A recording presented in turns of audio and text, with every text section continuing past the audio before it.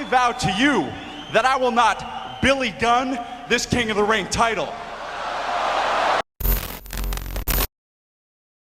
These videos are satiric reviews. You don't have to agree, but don't bitch about it. Hey there, I'm Social Injustice Warrior V Infuso, and here with me is none other than Hibiki TMD, and we're here to talk about one of my favorite wrestlers when I was a kid, Billy Gunn. From a cowboy to an ass man, playing rockabilly to an ambiguously gay tough guy, the one, Billy Gunn, aka Monty Kip Sop, has literally done it all in the business. One of the unsung heroes from the Attitude Era, Degeneration X member, and today's newest inductee on Hibiki Honors. It's the one, Billy Gunn. Undoubtedly, there's a few of you asking, V, why isn't this just a New Age Outlaws video? Most of Billy Gunn's career and the best parts of it were spent alongside the Road Dogg. And you're not wrong, but Billy Gunn was more than just a tag team performer.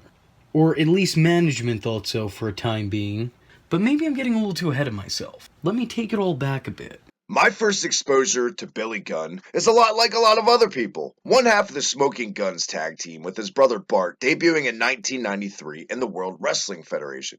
Playing off of real life, Billy Gunn was actually a professional bull rider before entering professional wrestling.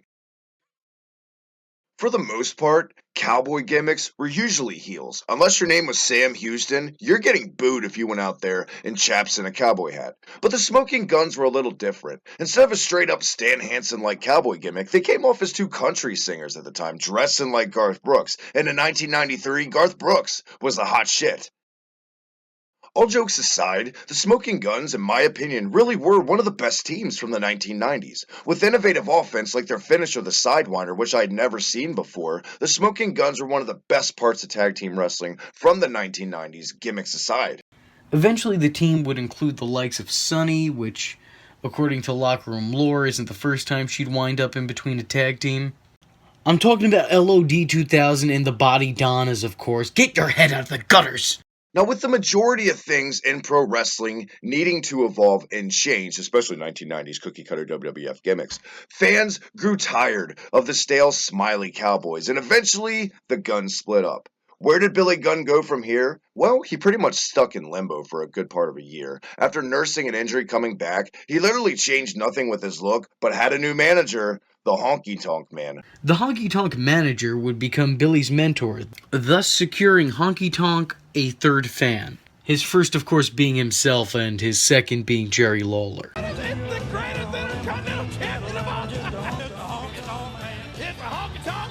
Rockabilly was born, and for some reason, they thought this would actually work. Trademark it, print it, put it on a t-shirt. That's a name that's gonna sell. What went down as one of the worst gimmicks of all time and some of the shittiest entrance music, Billy Gunn had to go back to the drawing board, and he had to go back fast before it was too late.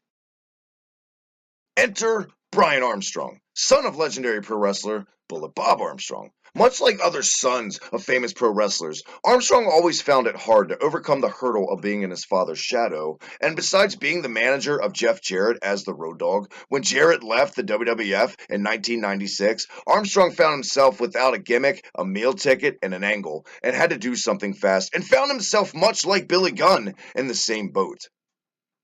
On an episode of Shotgun Saturday Night, Rockabilly was having a falling out with Honky Tonk Man. The real Double J came to the ring. After a few words to Billy Gunn, out of nowhere hit Honky over the head with his own guitar, thus officially forming what's now known as the New Age Outlaws. Leading to the former roadie to become the Road Dogg, and Rockabilly to become the badass Billy Gunn. It may not have been the most accurate or fitting name, but it sure as hell was better than Rockabilly. Actually, at that point, I wouldn't be surprised if he would have happily accepted the name of Frost McFang. Seriously, who was signing off on that man's paycheck? The decision would prove to be a smart business move, as it'd be the most memorable run for either man, and they'd become mostly intertwined in each other's careers from that point forward. If you ask the question, "Oh, you didn't know?" in front of any wrestling fan, they'll very happily tell you that you and your ass better call somebody. Gunn and Jesse James would very quickly become favorites in the Attitude Era's tag team division, capturing the tag titles and feuding with the likes of the Legion of Doom and Cactus Jack and Chainsaw Charlie, who was actually Terry Funk in pantyhose. The latter rivalry showcased several memorable moments from the Outlaws, including locking two older men who had just gotten through beating the shit out of each other in a dumpster, and then throwing said dumpster off the side of the entrance ramp. Their act was a perfect fit for the Attitude Era, and in that environment they thrive on their constant in-ring antics and shock humor. Two guys who started as a thrown-together tag team enhancement talent and were so off the radar, they were allowed to go out there, say what they want, do what they want, and that ended up being the most successful thing they could possibly ever fathom happening to them, as the New Age Outlaws became one of the most popular acts, not just tag teams, acts of the 1990s of all time. No team to this day besides the Road Warriors, possibly the Dudleys, get a reaction like the New Age Outlaws did in their heyday. They were only seconded in their success by Degeneration X, the mega group that consisted of Shawn Michaels, the newly dubbed Triple H, China, and for a short time being, Rick Rude. Exhibiting the same sophomoric humor and attitude, the two teams began to coincide, and slowly but surely, the New Age Outlaws began to align themselves with DX.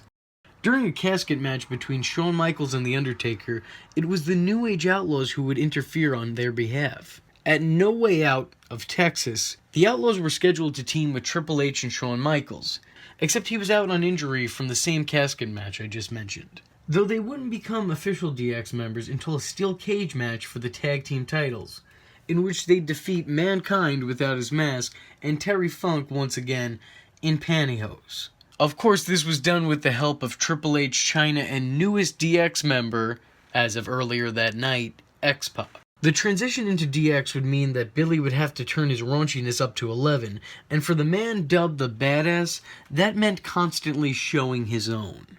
Upon the formation, Billy Gunn found himself mesmerized by his own ass. Coining the name Badass Billy Gunn originally, this evolved and morphed into somehow just being known as the Ass Man. With the catchy song being obsessed with everyone's behinds, it got kinda weird, but Billy Gunn found himself in a great singles run, with the success of the New Age Outlaws that brought more opportunities for Billy Gunn, and for the first time ever, found himself winning Kings of the Ring, Intercontinental titles, other numerous accolades. Billy Gunn was well on his way to being a main eventer.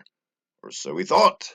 Gunn and James would eventually lose their tag titles to the makeshift tag team of Mankind and Kane, who they'd also win the titles back from when Kane no-showed a match, making their tag team title match a handicap. DX would go on to feud with the likes of the Nation of Domination and the Corporation, who they'd actually lose the belts to. And I think we all remember the sometimes spot-on or either all the way off parodies that this led to. Of the nation. You should have smelled what The Rock was baking. The Rock was baking. Brother was baking. Look at D-Lo. He's the man. You're going to be punished for this, I can assure you. You tell him, Pop. You tell him.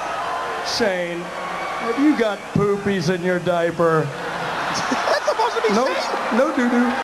While not splitting up, Road Dogg and Billy Gunn began to go their separate ways. Billy set his sights for the Intercontinental Championship, while Road Dogg went after the Hardcore title. But in one of the most 90s booking decisions I can think of, Road Dogg wound up taking home the IC title, while Billy got stuck with the Hardcore Championship. Now, not only was this a dumb decision in general, it only becomes that much more stupid when you realize that Road Dogg would have thrived in the Hardcore division, and Billy Gunn had IC Champion practically tattooed on him, right above his belly button ring. They'd solidified their friendship by continually tagging with each other during this time period, despite being seen as single stars. His charisma, charm, and in-ring work weren't going unnoticed. You might snicker at hearing it now, but Billy Gunn, for a time being, was getting reactions that top-tier workers and certain world champions didn't even get. Not only was the audience audibly behind Billy, but management had taken a strong liking to him too. The grooming process began almost immediately, as the former tag team champion was immediately catapulted into winning the 1999 King of the Ring. King Bully's push went a step further when he was put in a feud with one of the company's top workers. Just this guy by the name of The Rock, pre-Dwayne Johnson, and also post-Dwayne Johnson. But it was this pairing that would send Billy back down the ladder, as he came up on the losing side of a battle of the wits between the two. My name's Billy, and I just won King of the Ring. Everybody still thinks that I absolutely suck. God himself spoke to you, Bob. But my name's Billy. It doesn't matter what your name is. And a kiss my ass match to follow. There's a lot of factors people equate into why Billy Gunn never made it as a main event talent. Billy Gunn was always kind of a yes man to the Road Dogg, a one-line guy. While the Road Dogg did most of the talking, Billy Gunn's job was to be oiled up, go out there, look good, and do most of the work in ring. Now, while having great in-ring work gets you a hell of a long way, it doesn't get you to the very tippy top. You have to be a total package. And for me, at the end of the day, Billy Gunn was just flat out lacking in the charisma department. Management would put a pin in his single push in order to team him back up with the Road Dogg, a run which would see them tear through the tag team division that included Edge and Christian, the soon-to-be APA, the Holly Cousins, and not to mention they won a 4th tag team title reign by taking the belts from the Rock and Sock Connection. Fun note, they also would earn their 5th tag team title run after beating the team of Mankind and Al Snow, which would now make 3 times that Mick Foley lost the tag titles to the New Age Outlaws. It was at this point that they reunite with Triple H and X-pac to once again reform DX. Which makes sense. Despite being torn apart, feuding with each other, and going their separate ways entirely, the DX hype never really wore down. And why would it? Nothing changed. I mean, usually when stables break up or when someone goes out on their own, there's some kind of change brought to the character. Whether it be changing up their look a little bit or adopting a new persona or style, everyone in DX just kind of kept doing what they did in DX. Just on their own. They wore the same gear that they'd worn when they were in DX, from t-shirts to tights. Road Dogg was still acting like a hype man, Billy Gunn was still showing people his ass, Triple H still gave crotch chops, Chyna still looked mean, and X-Pac's whole gimmick was pointing at his crotch and making X gestures. The group actually reformed, helping the New Age Outlaws defeat the Dream Team of Rock and Austin, who, by the way, work just as well as partners as they do opponents. This version of DX wasn't as fun as the original, but it was light years ahead of its later so-called successor. While they were still the same sarcastic, cartoonish goofs pulling pranks and getting screen time, at some point they were just kind of transitioned into Triple H's goons. For a good decade after they'd leave the company, WWE managed to greatly underplay the Outlaws' tenure in one of the most famous stables in wrestling history, treating them as if they were some sort of footnote or last-minute addition during DX's run. But the New Age Outlaws weren't the Paul Roma of DX. They were the Brian Pillman and Chris Benoit. They, along with X-Pac, breathed a new life into the stable, and yes, I'm aware of the irony in using 2 dead guys to make that example. One could even argue that while Triple H was the breakout star and the right guy to put in the main event scene, that the Outlaws and X-Pac were still the personality of the group. You could definitely say this was Billy Gunn's prime, and it didn't get any better than this. This was as high as Billy Gunn would ever get as far as a talent in professional wrestling. And that's sad. When you peak in the year 2000 and you're still performing to this day, 18 years later, that's a pretty mundane career, and it's a shame. Billy Gunn really was talented. Billy, dropping the Mr. Ass gimmick, but keeping the Rocky Horror tights, began to call himself The One. As in the one, Billy Gunn. For a while, things were looking promising for the former badass. He even managed to surprise the world with a victory over Latino Heat Eddie Guerrero for the Intercontinental Championship. But much like the reign itself, his time at the top wouldn't last. For one reason or the next, Billy became Chyna's impromptu on-again, off-again tag team partner, as the two would team on multiple occasions. While this never really necessarily went anywhere, it was a nice follow-up, seeing the 2 former DX members that the writing team didn't have anything for come together. Following this came a short-lived tag team with the Big Show called the Shoguns, who presumably were put together so that the writing team would feel clever. I'm not going to get into the One or any of his TNA stuff, but I will say the biggest elephant in the room, his team with Chuck Palumbo. That was unexpected, but got new eyes and a buzz and a push, be it little bit, for Billy. And once again, just like that, Billy Gunn found his career completely rejuvenated by joining another makeshift tag team. Albeit in a completely different route, WWE eventually brought in Rico Constantino, the flamboyant wrestler, as their quote personal stylist aka manager, and the three went on to have pretty good success as a heel unit. I did not mean to say unit. Eventually, though, I don't think WWE ever knew what they really had in their hands with just leaving the viewers wondering. They had to go over the top in classic WWE fashion, and on September 5th episode of SmackDown, after losing a match to Rey Mysterio, had Billy Gunn propose to Chuck Palumbo in ring, thus setting up a wedding in 2002 in October with Billy and Chuck. Calling it a commitment ceremony and referring to each other as life partners, the WWE actually did a really good job at building this wedding up. Billy and Chuck appeared on numerous television interviews, and the Gay and Lesbian Alliance Against Defamation, otherwise known as GLAAD, came out with numerous statements praising WWE for its attempt to put two gay characters together on television. Wow, did they fuck this up. It's also worth noting, and incredibly important to this part in the Billy and Chuck storyline, that this was also going down during the time of the very first WWE draft. SmackDown's general manager at the time, Stephanie McMahon, and Raw's general manager, Eric Bischoff, throughout the course of 2002, went through numerous attempts each to sabotage the other's show. When the wedding ceremony finally came for Billy and Chuck, WWE went all out, making it look like any other wedding they had in the past. With a free Stephanie McMahon there as, I guess, a maid of honor, Billy and Chuck went through without a hitch. While generating positive support, like I said, from GLAAD, the mainstream media, WWE was riding high on the wave of momentum with this angle, until they messed it up. A lot of people had always wondered through the entire course of the storyline since the wedding was announced how WWE were going to handle this.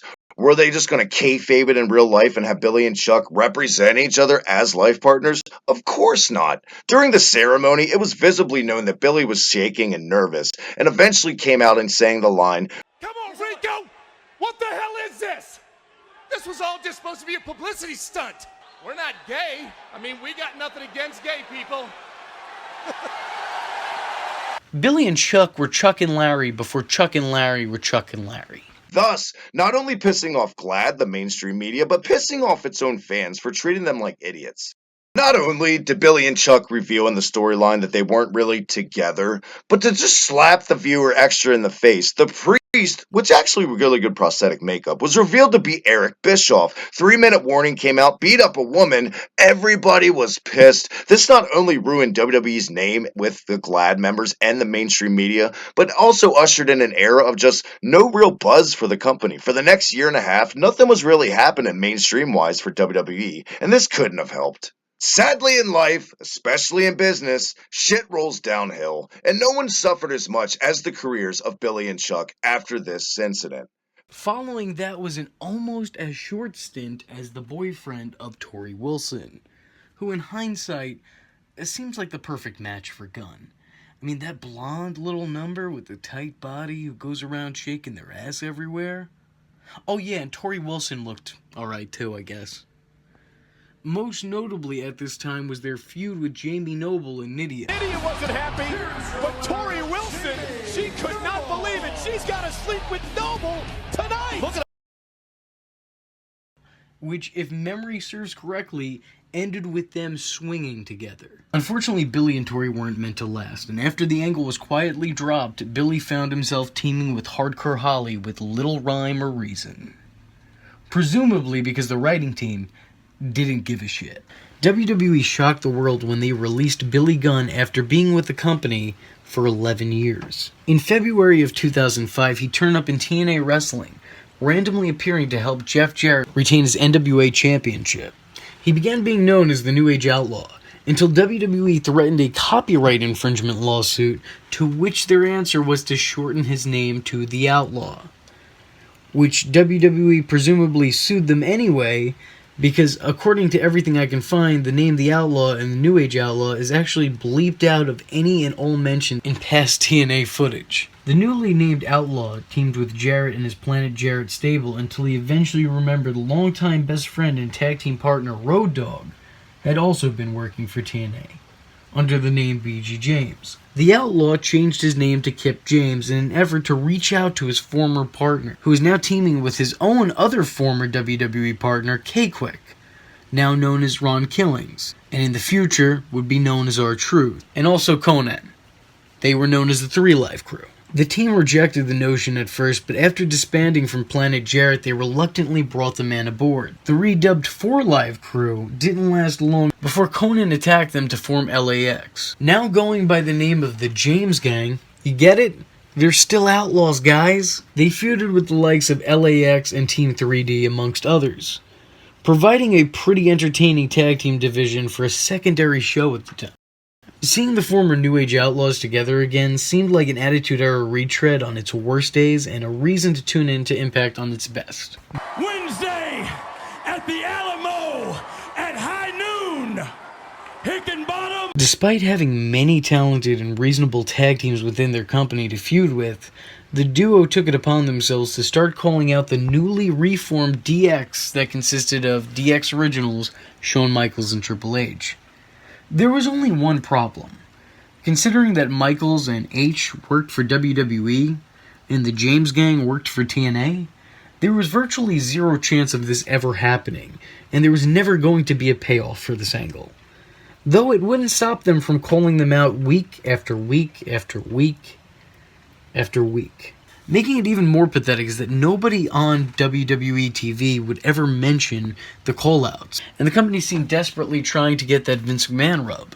Booking decided to rebrand the team as the Voodoo Kin Mafia, or VKM for short, a very not-so-subtle take on Vincent Kennedy McMahon.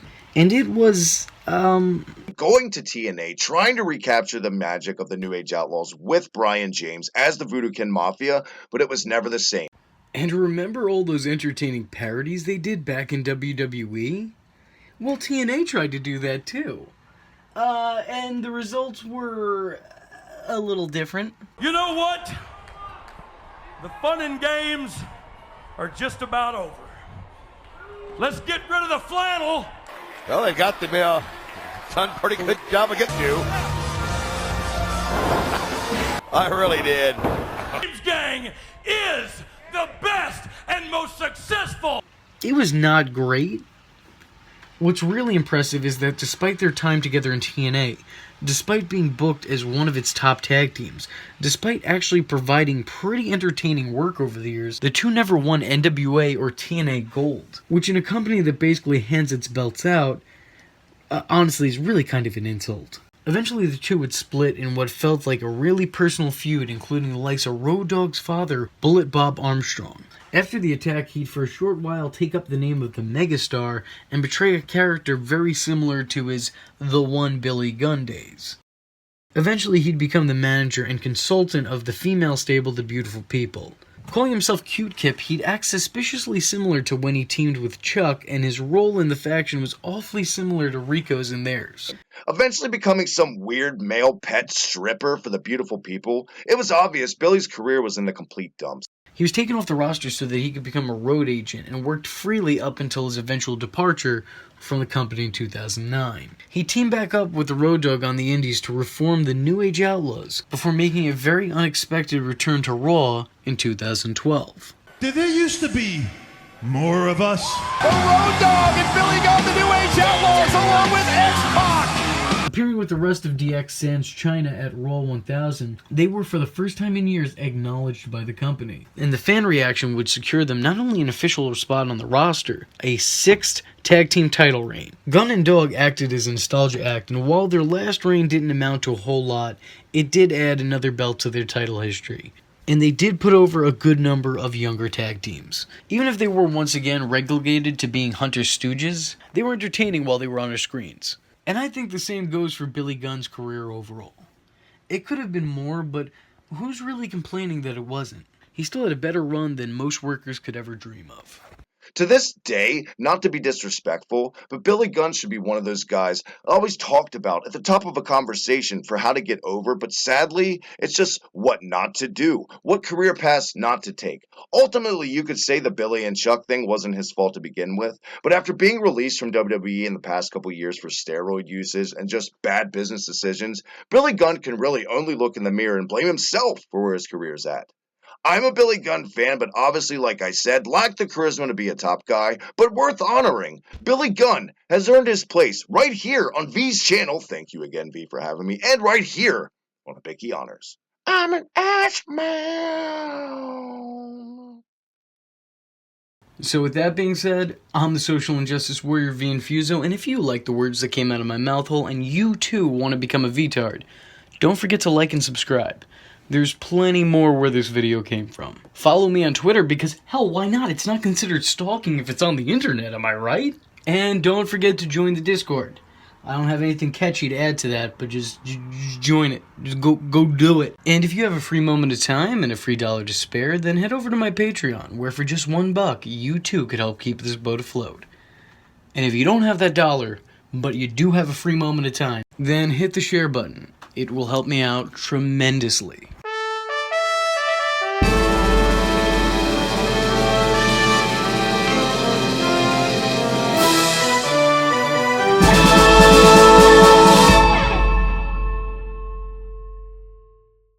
The VTards, oh.